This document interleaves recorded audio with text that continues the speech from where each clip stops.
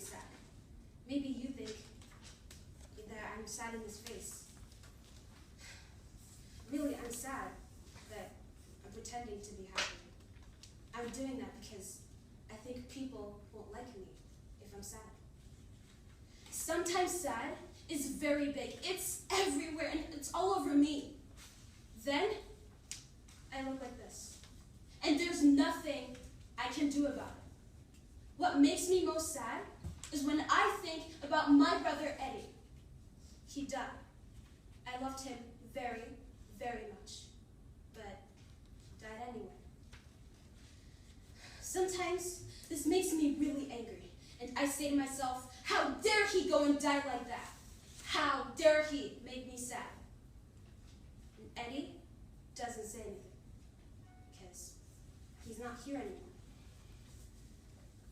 Sometimes I just want to talk about all of this to someone, like my mom, but she's not here anymore, so I can't.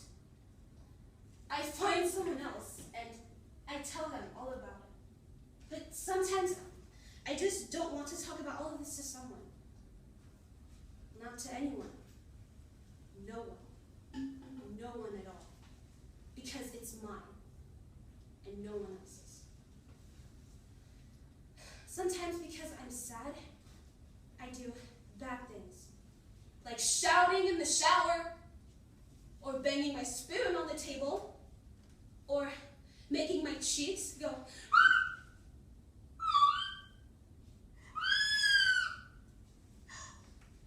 Sometimes because I'm sad, I do bad things.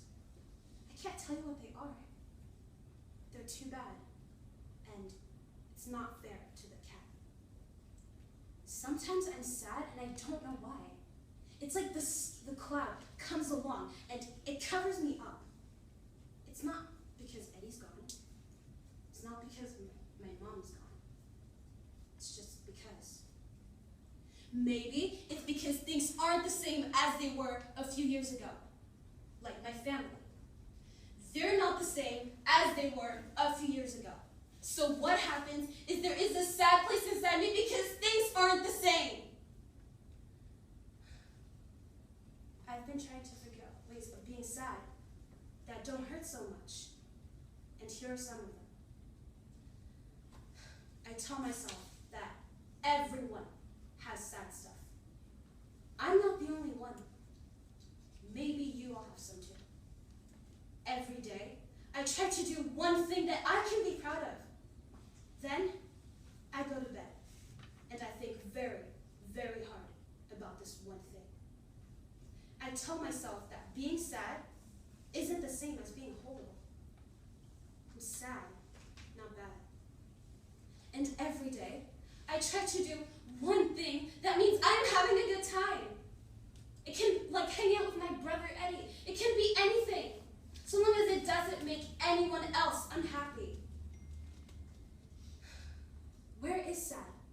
Sad is anywhere. It comes along and it finds you. When is sad?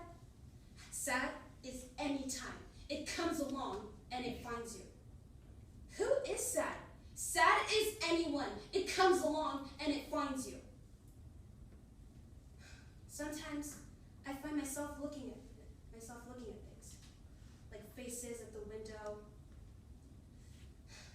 a crane and a train full of people going past.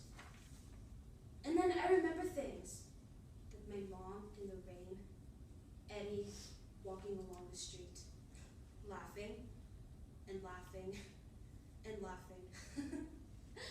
Him doing his old man act in the school play. Me and him playing catch on and off on the sofa. And birthdays. I love birthdays. Not just mine, but everyone else's too. Happy birthday to you, and all of that. And candles. There must be candles. Thank you.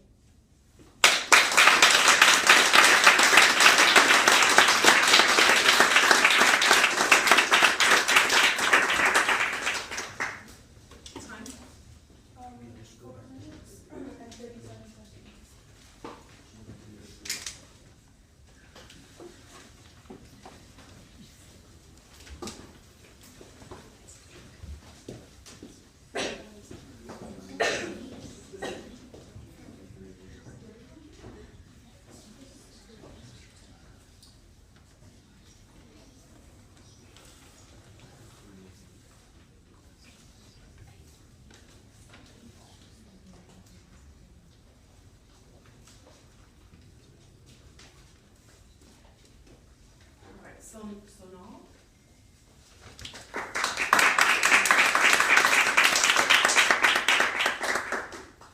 Good morning.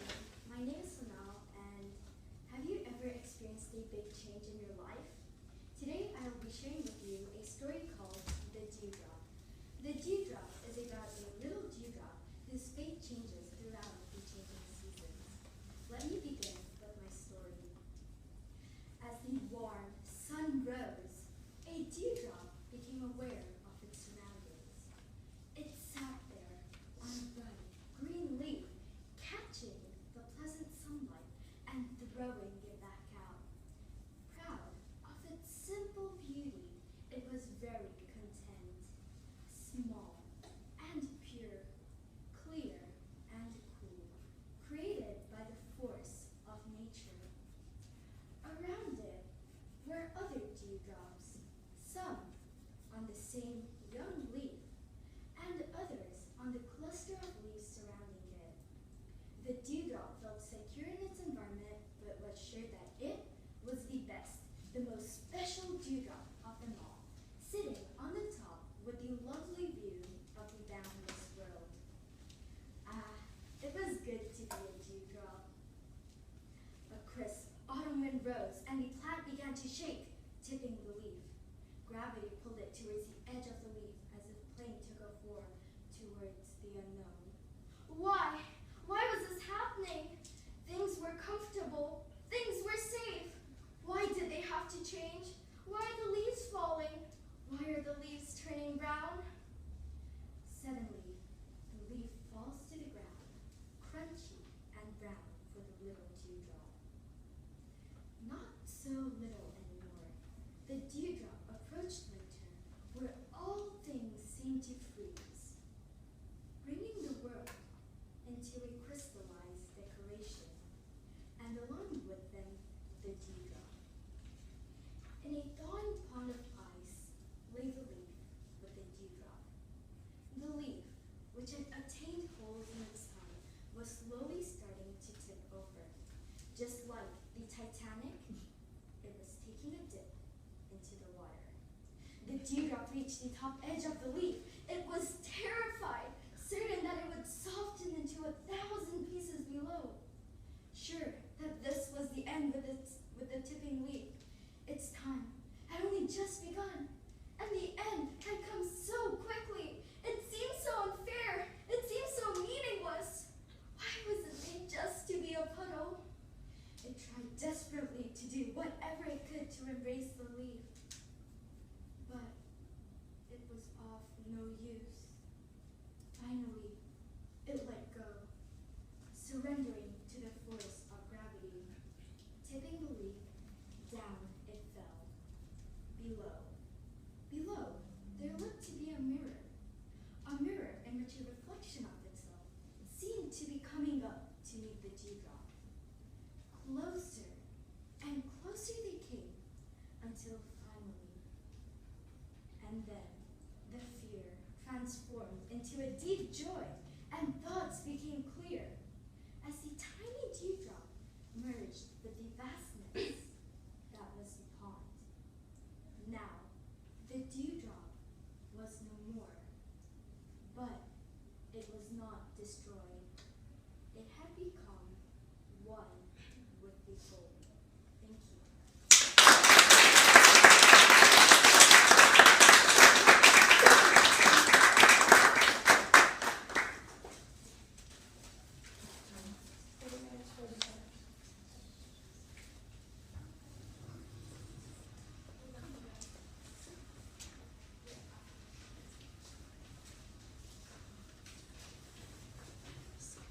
Did you say 3?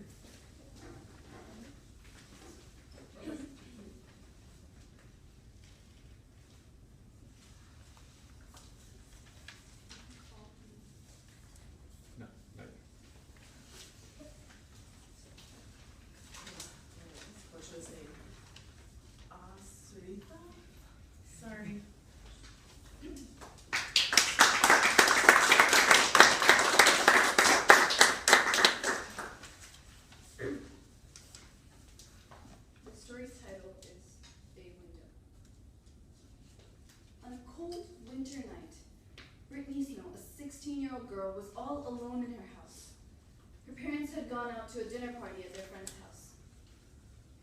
She was watching movies for the past 5 hours or so. She was a little scared, but she tried to hide it just by watching movies. It was 12 o'clock. Her parents had still not returned. She started to get a little scared, but she didn't want to call her parents because she didn't want them to think that she couldn't take care of herself. Now, as she was watching movies, she heard a slight crack coming from the main door. She turned around to see what it was. She was frightened. She quickly turned off the television and she just stared at the door.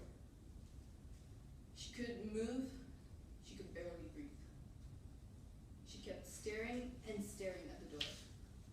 After a while, she got sick of staring, and so she convinced herself that it was all just in her head, and she just went back to watching. To forget about all of this, she decided to watch one of her favorite films, a horror film called Prom Night. And as she was watching, she was sitting on her couch. The television was right in front of her, next to the bay window. She kept watching her film, while out of the corner of her eye, she saw something standing outside the bay window. She turned to look at what it was. She could see a figure. She couldn't tell what the figure was, if it was an it or if it was a person. But as the figure got closer and closer, she could make out that it was a man. He was way taller than she was. He was wearing a lab coat up to his knees. He was wearing a hat, and he looked mysteriously scary. She couldn't recognize his features or be able to tell who he was, but he was just standing right there, so still. She got so scared, she quickly covered herself with all her blankets. She held her breath. She just hoped that the man would think that it was just a pile of blankets on her couch. She didn't even bother to look. She held her breath for as long as she could. After a while, she decided to peek to see if the man was still there or not.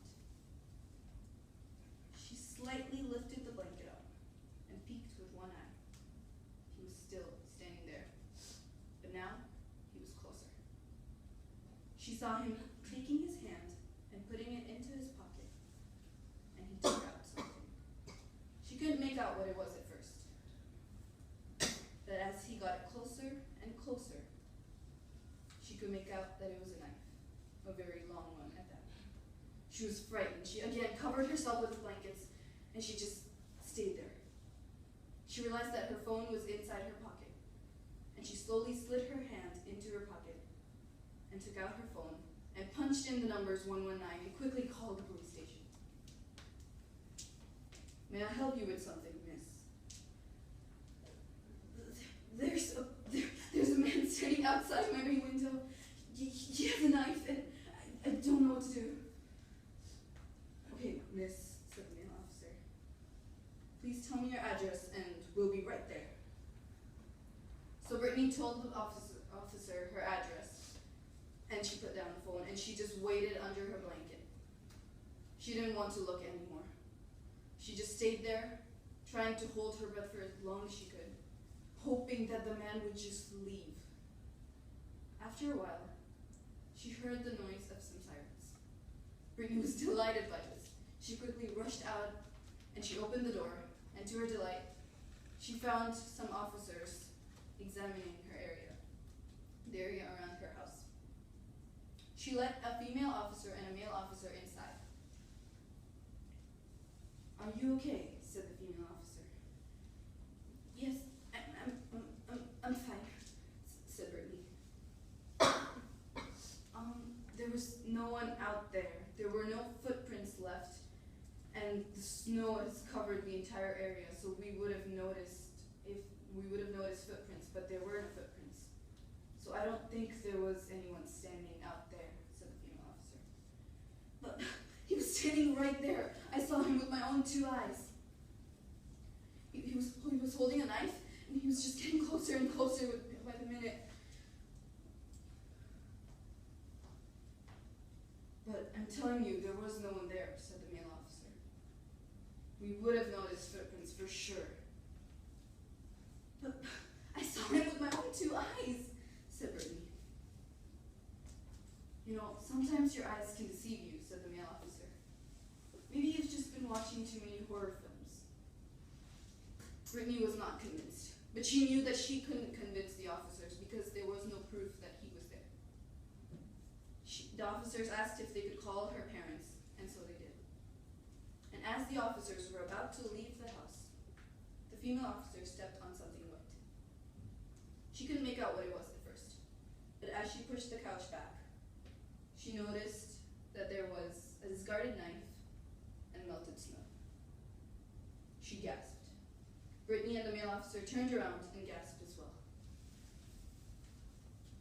You weren't staring at the man outside your bay window, said the female officer. You were staring at his reflection.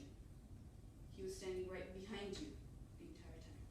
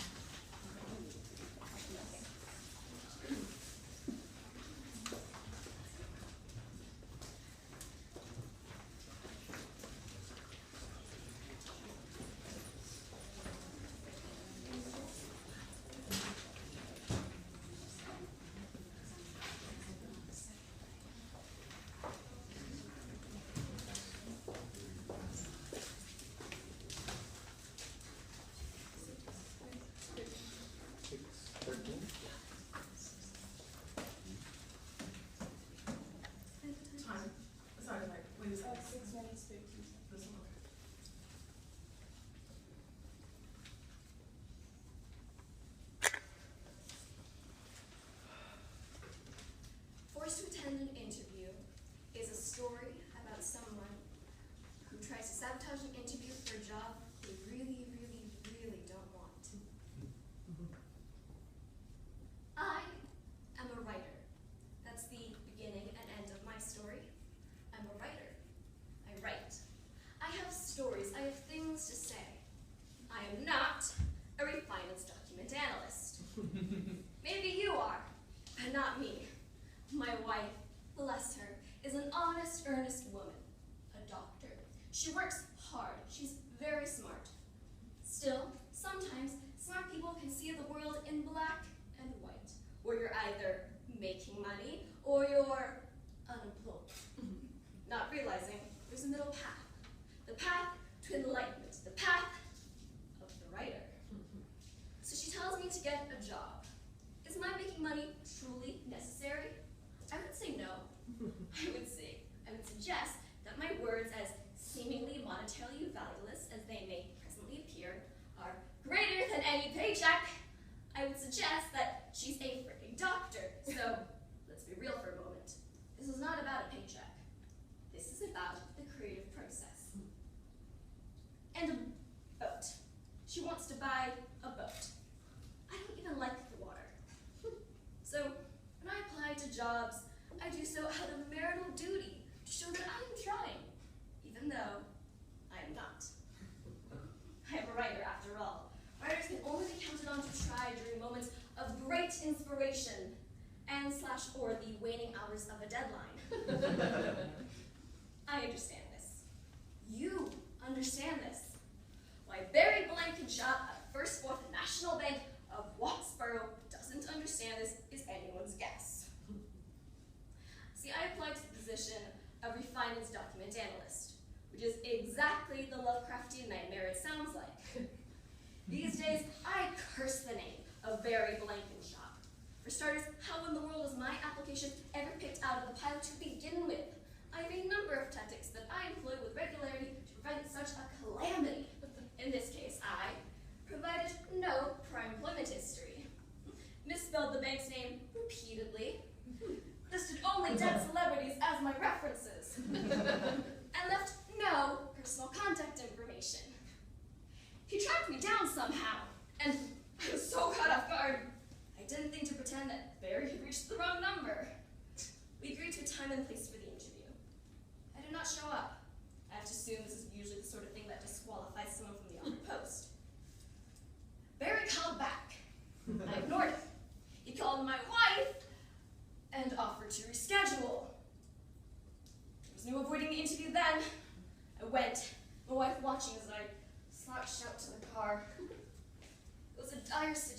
malfunction, and unfortunately, I deeply underestimated the otherworld lunacy of Barry Blankenshop.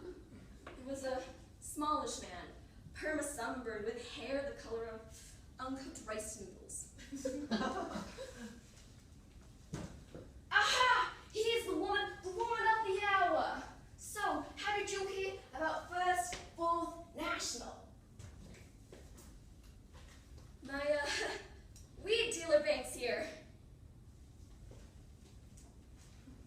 I see. We are very discreet. I see no experience in document analysis, right? That's right. Computer blindness. I, can't look at a computer screen for more than 5 minutes without going temporarily blind. Pity. Lucky for you, we are entirely computer-free here at First Fourth. All hard copies, all the time. How is that even possible? Much safer this way. No cyber terrorists. Cheap and soon, a ream of paper costs less than any laptop. I'm not quite sure that's comparable. Now, what would you consider to be your biggest weakness? I considered myself. I considered the man. Cocaine? A sense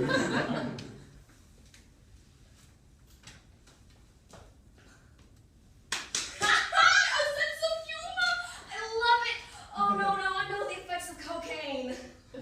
Lost my grandmother that way. She was special. Tried to find a city bus. Cherished her loved ones. Anyway, I can tell you're a straight shooter. You'll be gunning for my job in no time. I would literally rather throw myself in front of your grandmother's bus. You can't turn it off. I love it. You'll be very popular. What do you say? Join the team? Now, obviously, I said yes. And I said yes because I love my wife and don't enjoy being yelled at. The work is awful. I do very little of it. I manage every interaction with enormous open disdain. I don't even clean up the office microwave after I'm done. I am a monster. I'm also, likely by no coincidence, now a finance document analyst level 2. Because the world is a dark satire, much stranger and crueler than anything I could ever write. Thank you.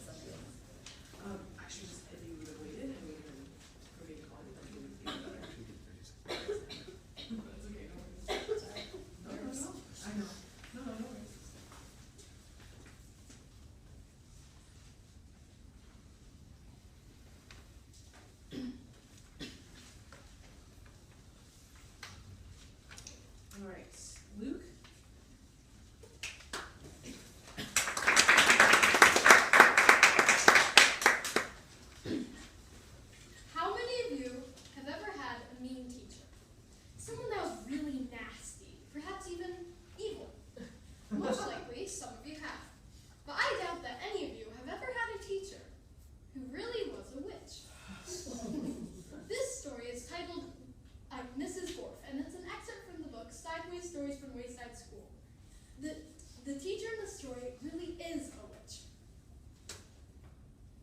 If you children are bad, or if you answer a problem wrong, I'll wiggle back and forth, stick out my tongue, and turn you into apples.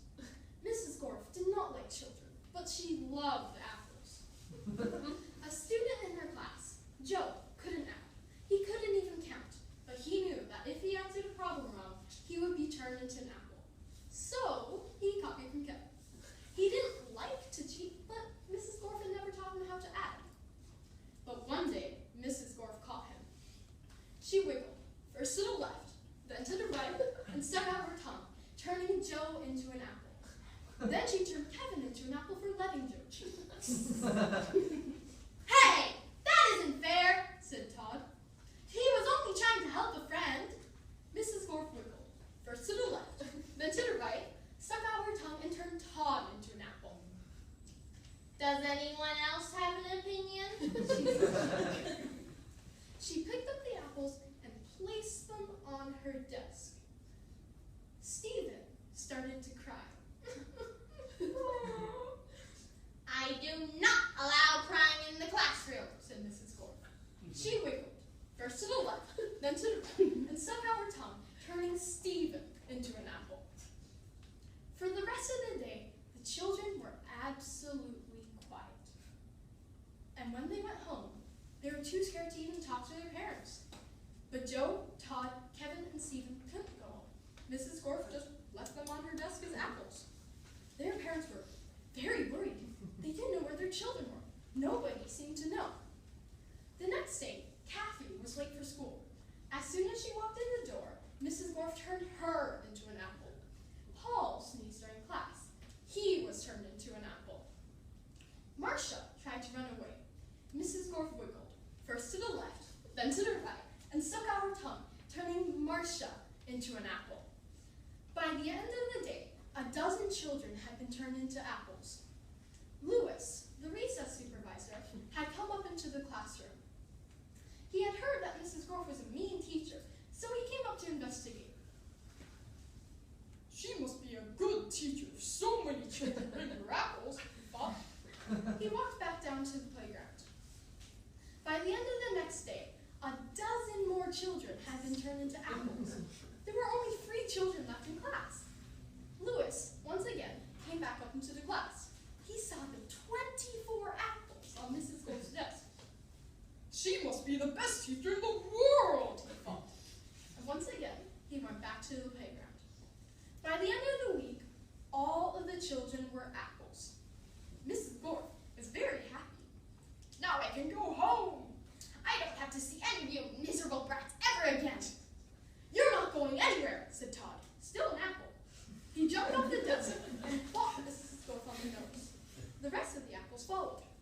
Mrs. Gorf fell to the floor and the apples were jumping all over her. Stop, she said, or I'll turn you into applesauce. But the apples didn't stop, and Mrs. Gorf could do nothing about it. Turn us back into children, Todd demanded. Mrs. Gorf, having no choice, complied. She stuck out her tongue and then wiggled, this time to the right first, then to the left, and turned the apples back into children. All right, said Mary. Let's go get Lewis. He'll know what to do. Stop, said Mrs. Gorf. I'll turn you back into apples. And so she wiggled, first to the left, then to the right, and stuck out her tongue. But at that exact moment, Jenny held up a mirror right in front of Mrs. Gorf's face. And Mrs. Gorf turned herself into an apple. The children didn't know what to do. Even though Mrs. Gorf was mean, they didn't think it was right to leave her as an apple, but none of them knew her secret wiggle.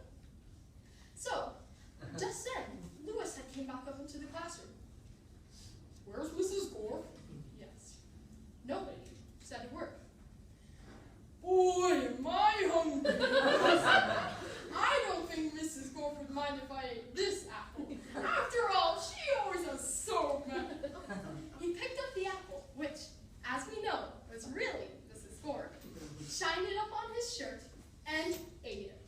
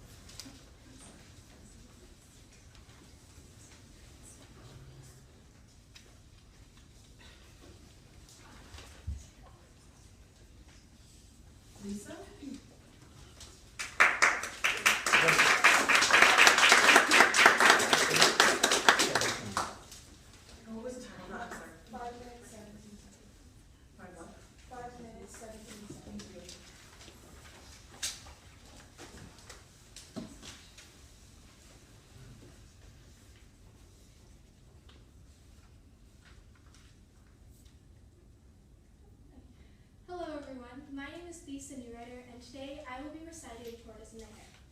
This story reminds us all that the fast way isn't always the best way. Life is about struggle. We all have to work hard in order to succeed. And often the fast way will do more harm than good. This is Tortoise and the Hare.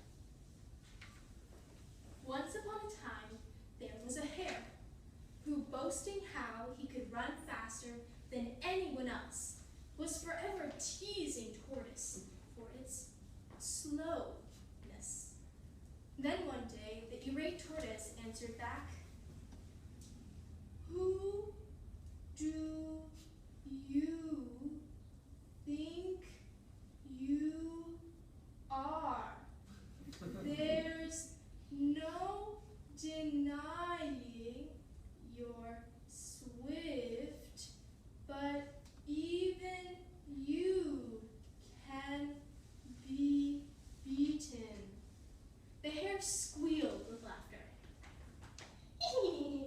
"Beaten in a race? By whom? Not you, surely. I bet there's nobody in the world that can win against me. I'm so speedy. Now, why don't you try?" "But I could never beat you, Hare," said Tortoise. "Yes, you can," said Tortoise's friends. "All you need is a little help." "So you will race, Tortoise?" asked Hare. Tortoise put his head up into a shell. "But I don't want to," said Tortoise. "You've got to," said Tortoise's friends. "You've put up with that nasty hare long enough. We think you can win." Tortoise didn't want to disappoint his friends, so he decided to accept the challenge. Tortoise only had 2.5 weeks to get in shape before the big race. Rooster helped him out in the gym. Raccoon cooked him healthy meals. Possum read him bedtime stories every night to help him get a good night's sleep each night. Squirrel walked with Tortoise daily.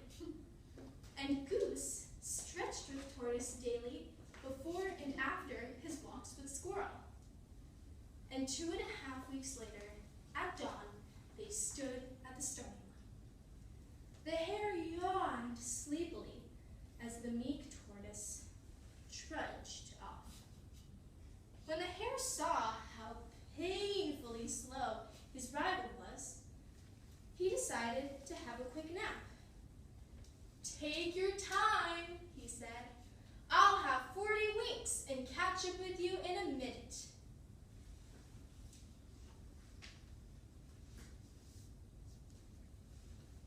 The hare woke with a start from a fitful sleep and gazed round, looking for the tortoise. But the creature was only a short distance away, having barely covered a third of the course. Breathing a sigh of relief, the hare decided he might as well have breakfast too, and off he went to munch on some cabbages he had noticed in a nearby field. But the heavy meal and the hot sun made his eyelids droop. With a careless glance at the tortoise, now halfway along the course, the hare decided to have another snooze before flashing past the winning post. And smiling at the thought of the look on Tortoise's face when it saw the hare speed by, he fell fast asleep and was soon snoring happily.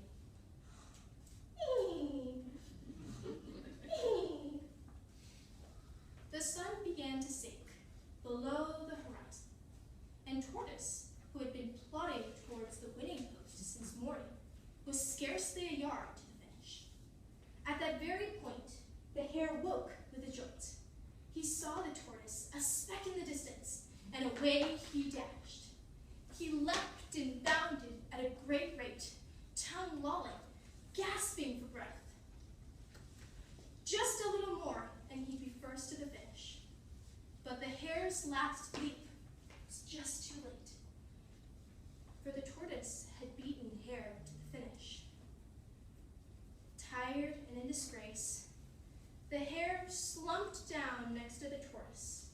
who was silently smiling at him.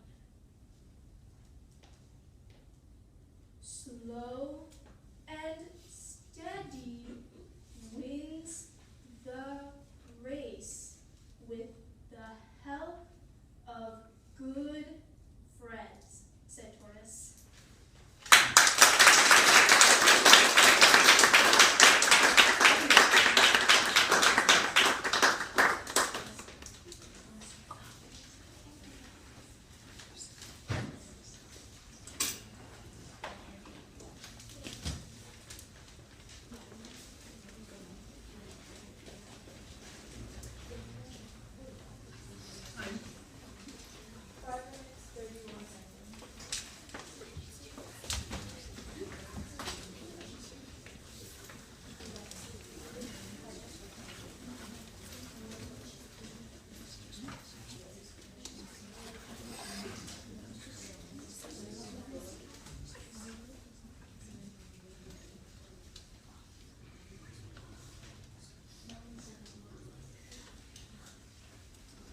You're in huh?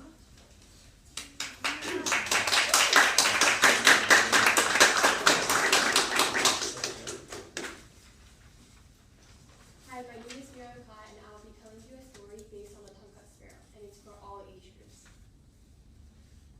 Once upon a time, deep in the woods, there lived a grandma who was selfish and greedy, and a grandpa who was giving and caring.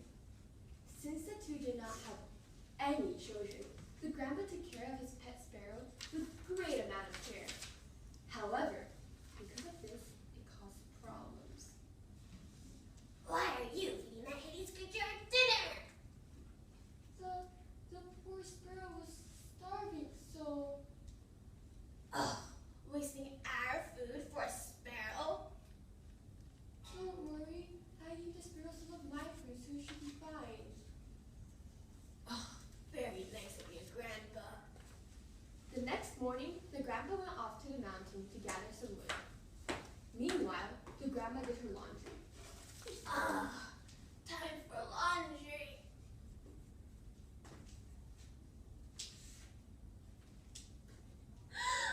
You filthy sparrow, you eating the starch! The grandma grabs the sparrow and brought it to the cutting board. There, she squeezed the sparrow's neck and cuts the sparrow's tongue. Fly, never come back, you filthy sparrow. Never! And so the sparrow left.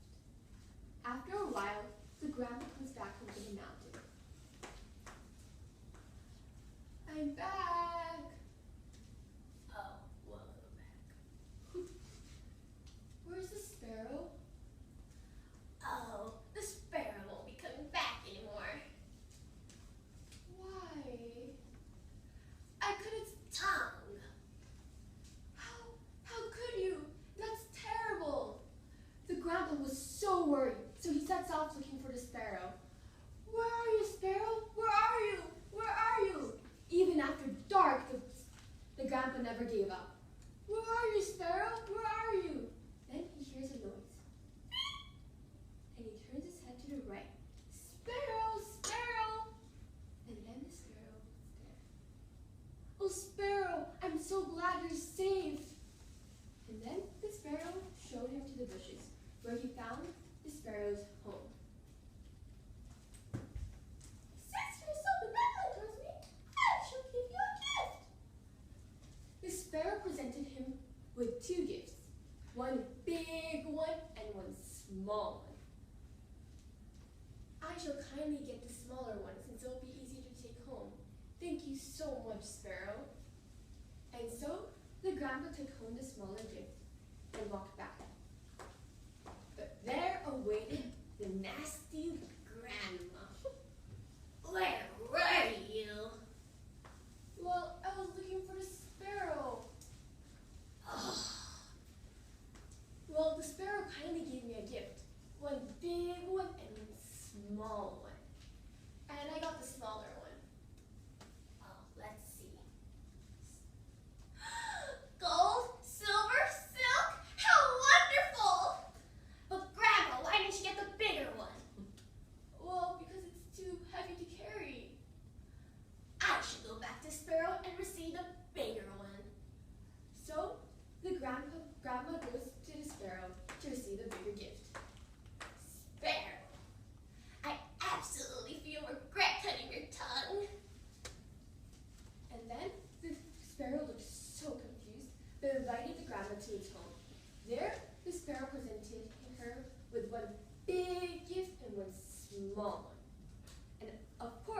grandma gets the bigger one. I shall get this one. On the way home, she has a huge box on her back. She was too eager to open it, so then she opened the box. 100 cockroaches came out. No, thousands of cockroaches came out. It covered all over her body. Her eyes, ears, mouth, nose. Then, when the sun rises, the cockroaches vanish to the woods. The grandma's body was not seen. As if nothing happened, the mountain was in silence. Thank you.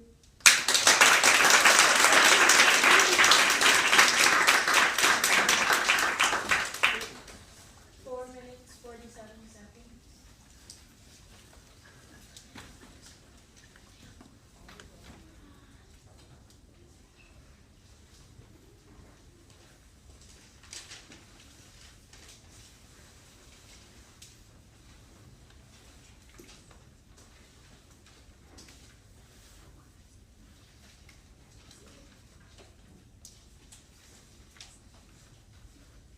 Naomi?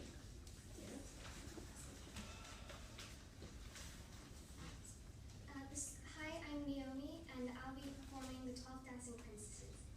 This story is about a king who is worried about his daughters and about where they go at night, and him not knowing where they go. This story is good for an age group of 3 to 10 years old since it is a fairy tale. Once upon a time, there lived a king who had 12 beautiful daughters. He was very fond of them and did not want them to leave the ravishing castle that they lived in. So every night he would lock them in the bedroom that they shared, and every morning he found their brand new satin shoes, all worn out. The king could not understand how this was happening, so he sent out a notice to the kingdom saying, "Anyone who could figure out where the princesses go at night can marry one of them and become the new king." Many noblemen and princes tried, but all of them failed. Nobody could figure out where the princesses went at night.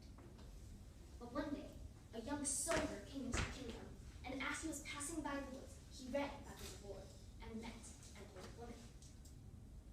"Where are you going, young soldier?" said the old woman.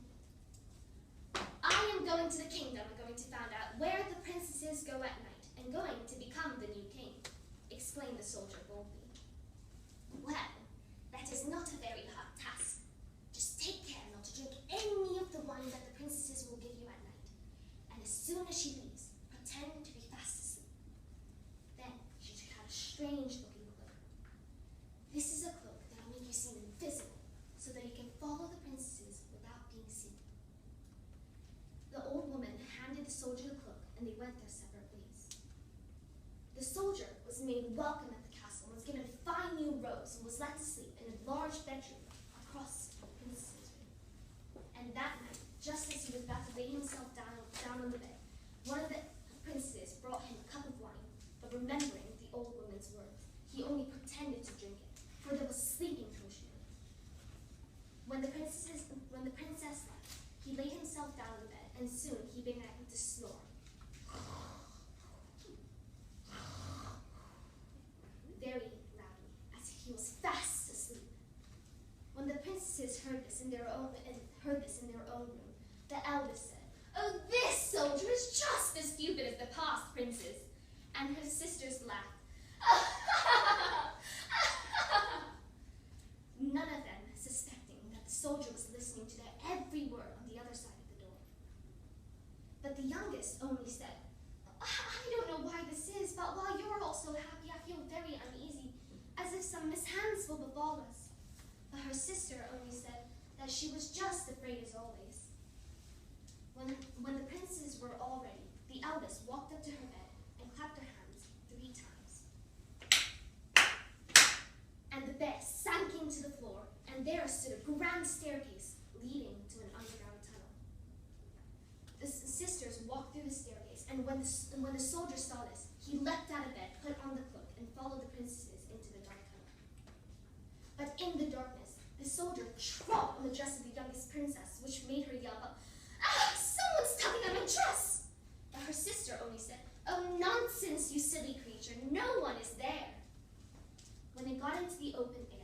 walked through a grove of trees where all the leaves were made of silver, and the soldier snapped off a twig, which made a loud sound that made the youngest sister yell out, "Oh, all is not well! Did you not hear that sound? That's never happened before." But her sister only said, "Oh, it is only the princes who are crying for joy at our approach." So they went on their way.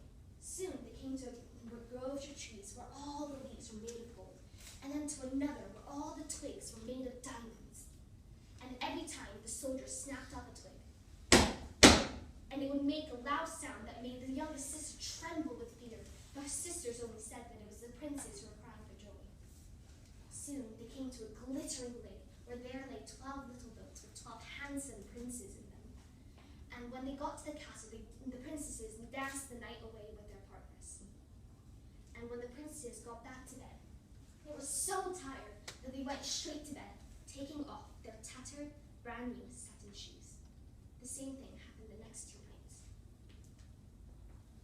Well, the king asked the last morning, and the soldier showed him the silver, the gold, and the diamond twigs that he had taken from his journey, and took him to see the staircase underneath the princess's bed. The princesses could only look on in pure disbelief. "Congratulations," said the king, and just as the reward said, the soldier was allowed to marry one of the princesses and became the new king.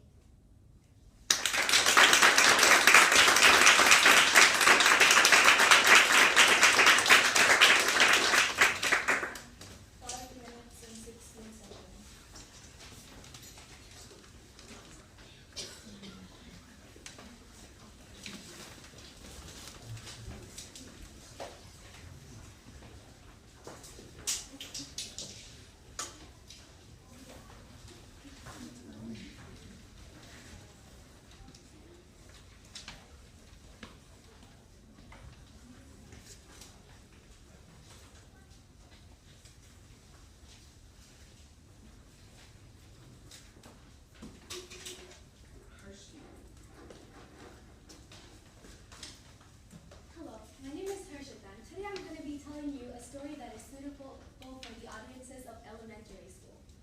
This story is the story of Goldilocks and the 3 dinosaurs. Yes, you heard me right, dinosaurs, not bears.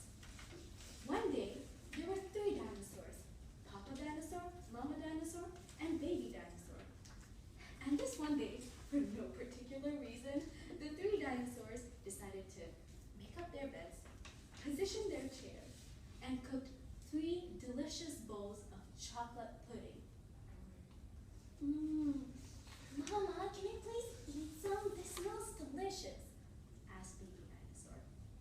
Mama Dinosaur replied, son, now's not the time. We have to wait for an innocent little succulent child while we are someplace else.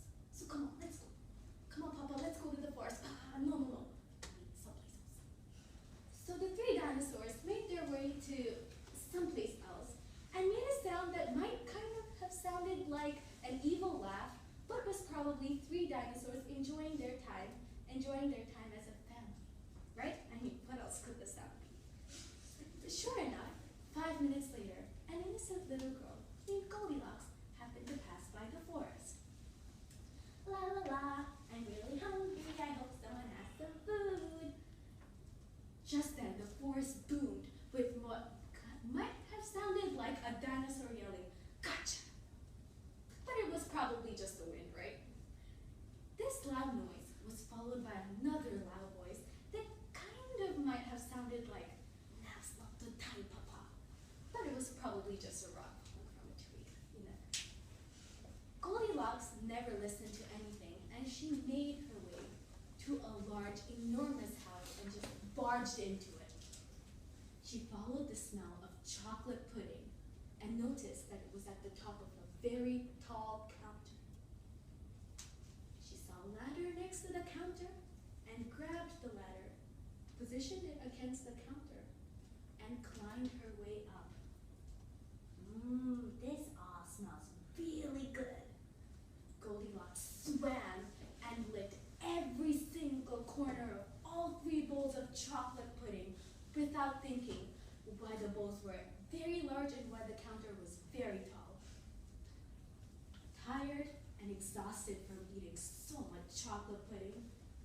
Goldilocks came back down and was ready to sleep. She walked over from the kitchen to the bedroom and then noticed that the beds were too tall for her to get to. Like, what's going on here? Like, the people living here must be, like, so stupid. So Goldilocks spent a moment to think about what she was doing. Just then, the room boomed with what might have sounded like a dinosaur yelling, "A few more minutes and she will be asleep. Then we will have some meaty little chocolate pudding for dinner." Even Goldilocks had to hear that. She wasn't stupid, but she could be stupid sometimes. It was Goldilocks. And just as she came into the room smelling chocolate pudding, she went out of the house smelling freedom. Just as the dinosaurs came running into the house to grab their meaty little succulent child. Goldilocks had left the house eating the baby dinosaur's pudding, and in return, she had left 3 innocent dinosaurs. Thank you.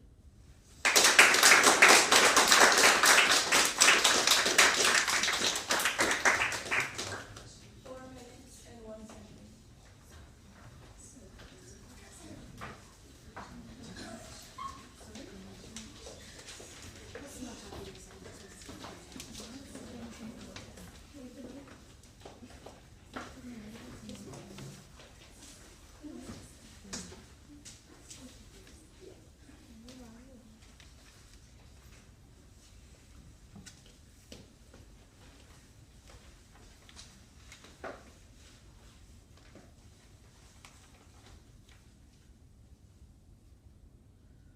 Shall we go? As I say, okay. Have you ever been so behind that you feel like there's no point in trying at all? This, regardless of young till, is an experience we all have to face. And Miss Nelson has a field day. The football team is very awful, perhaps the worst team in the whole nation, and it will only take a miracle to set them back on track. But what kind of miracle will it be? For some weeks now, gloom had backed into Horseby Smelly School. Nobody laughed or threw spitballs. No one even smiled. Everyone was down in the dumps. Mr. Blansworth was so depressed, he hid under his desk. It's the worst team in the whole state. And it was true. The Horseby Tornadoes were just awful. They had not won a game all year.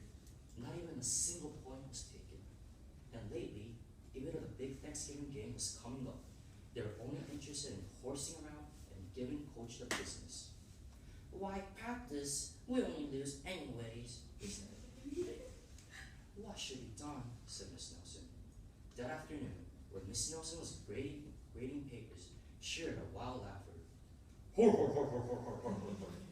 Coach Armstrong had cracked up. The next day, it was announced over the PA that Coach Armstrong would be gone for a long time due to the measles. Who will take his place? When Miss Nelson dropped by the Lulu's after school, there was a serious discussion going on. We need someone who can get the team into shape for the Thanksgiving game. Someone who knows how to get results. Too bad Miss Viola Swan isn't around. Who? Miss Viola Swan. Haven't you heard of her? She's the meanest substitute in the whole wide world. She'll have no trouble getting results. Mr. Blansworth happened over here. Miss Nelson happened over here too. And she wasted no time getting home. After rummaging through her closet, she found what she was looking for, an ugly black swimsuit. The next day, Mr. Blansworth announced that there would be practice as usual. Whoever it is, let's get in the business, they said. The doors to the coach's office flew open, and out stepped a lady in an ugly back dress. I am Miss Viola Swan. It's Blansworth, cried the guys, and they laughed off the field. Oh, rats, how did they know? But just then, the guys heard the sound of a squeaky tennis shoes. I am Miss Viola Swan, said a lady in an ugly back dress, Holy smoke! The swamp! The team fullback tried to pussyfoot away. Not so fast, Mr. Smarty. Wow! Did you see that tackle? Coach Swamp was a real expert. She put the team into work right away.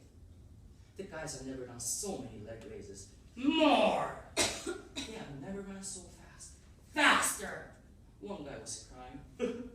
This is murder. Pipe down! In only a matter of days, the tornadoes were looking a lot better. Coach Swamp really gave them the business. Mr. Blasworth, however, was puzzled. Who is that Miss Viola Swamp? I should ask Miss Nelson. She might know. When Mr. Blasworth dropped by, Miss Nelson was busy reading papers. I don't want to disturb her. She doesn't know anyways. And down on the field, Coach Swamp was having a little talk with the team. And don't you ever think about messing around again, because I'll be watching. When Coach Armstrong returned from his long rest, he was surprised by what he saw. The team was playing like a real team. What happened while I was gone? They said. On Thanksgiving Day, the tornadoes covered the world was 77 to 3. It was a great day for the school. Miss Nelson went home happy and tired. Sometimes you just have to toughen up. And by the way, thanks for filling in for me, she said. Anytime, said Barbara, her twin sister.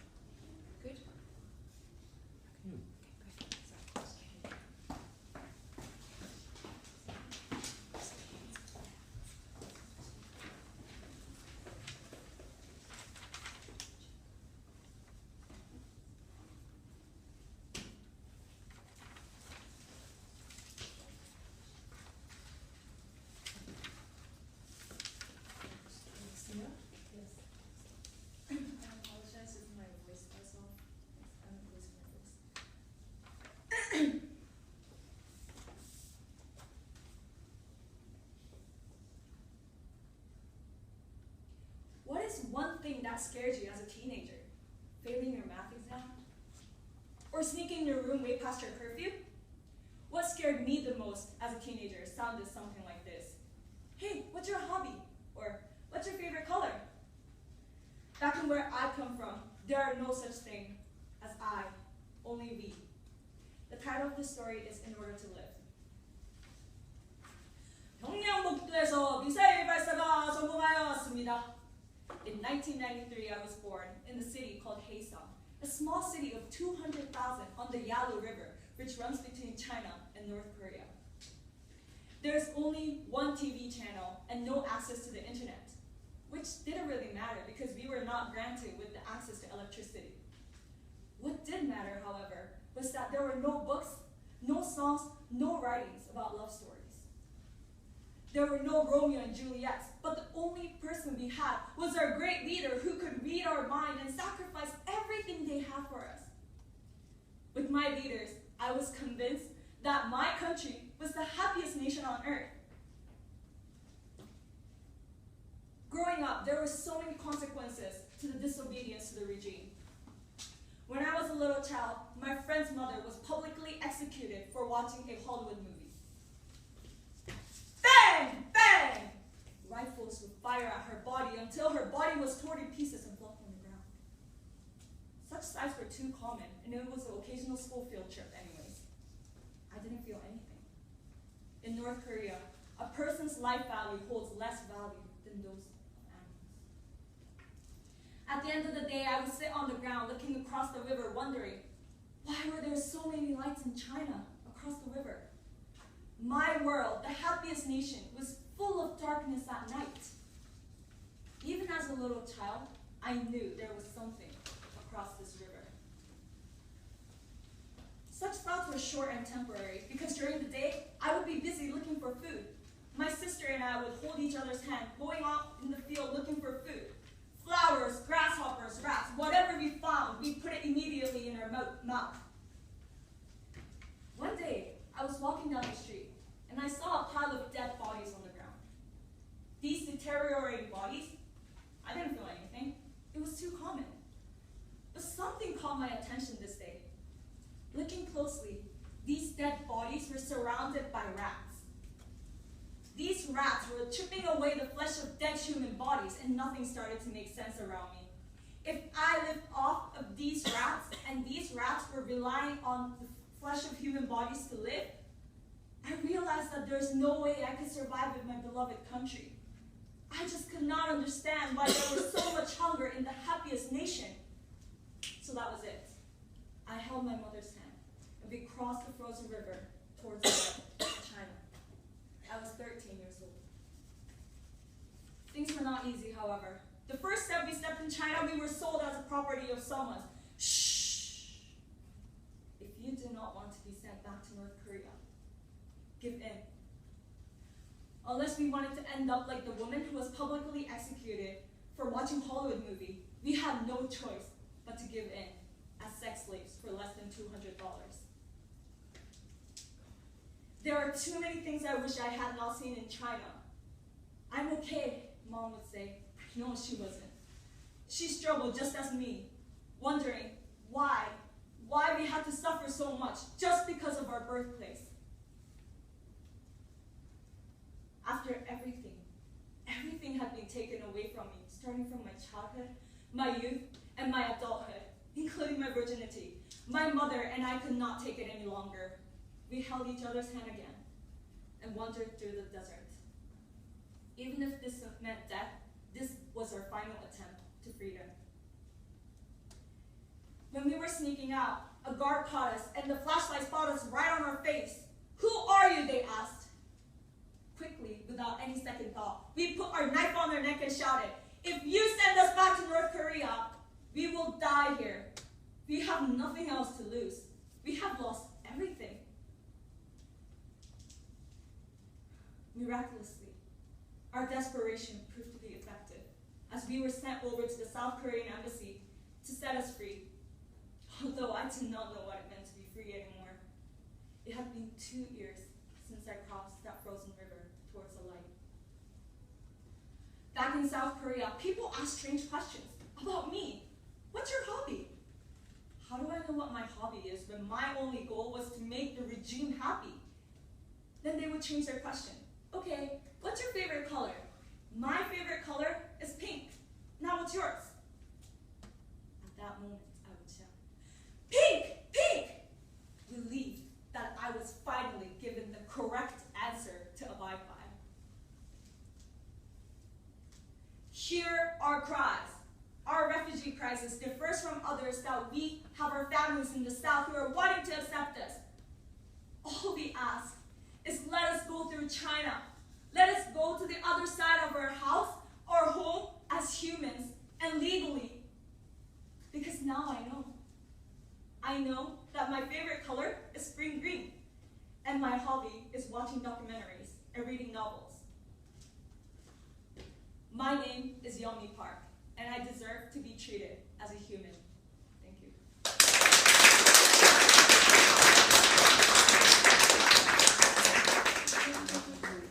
6 minutes and 30 seconds.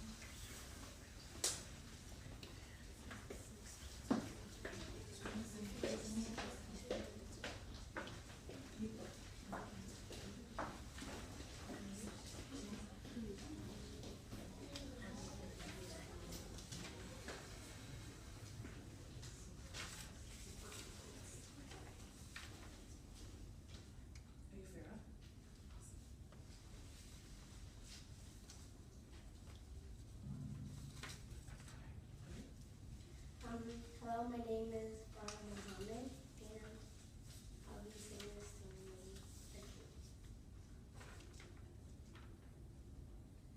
A dream. He gently opened his eyes, and a warm sun beat upon his face. He lay among the soft carrots of the grass and a gentle wind embraced him. He sat underneath a tree a few feet away beside the babbling brook. "You awake?" his father smiled. "I fell asleep, Dad." "You did, my son. I had a dream, Dad." The father rose and sat beside him. "Do you want to tell me about it?" "It was so real, Dad. I dreamt of missiles falling and kids younger than me getting killed and maimed. The world was in a bad state. Millions were poor, Dad, not enough even to eat. There were homeless who were destitute. There were huge storms and hurricanes and all types of disasters happening. Rainforests were dying, Dad, and animals of all types were in danger. And people were always fighting over land, possessions, oil, and money.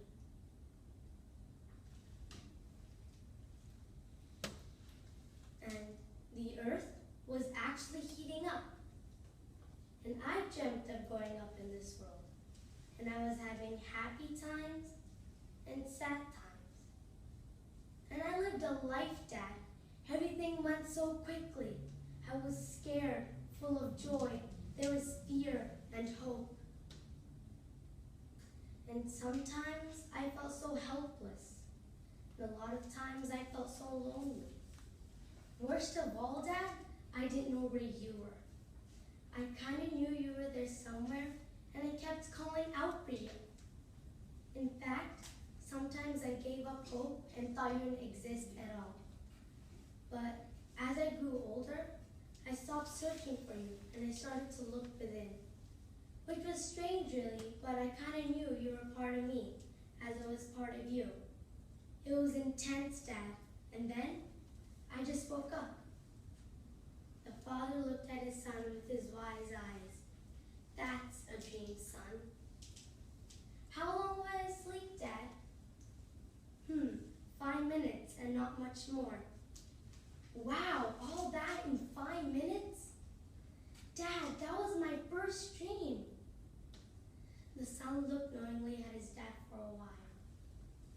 Dad, do you know I was dreaming? Why, yes, of course. So, Dad, during the bad parts of the dream, do you know I was suffering? My son, you may have been suffering in your dream, but you were perfectly safe with me. You could have woken me up. I could, but I didn't. You'd woken with a start. It'll be a little frightening for you that way. You gently came out the dream yourself. You decided to enter the dream state, and it's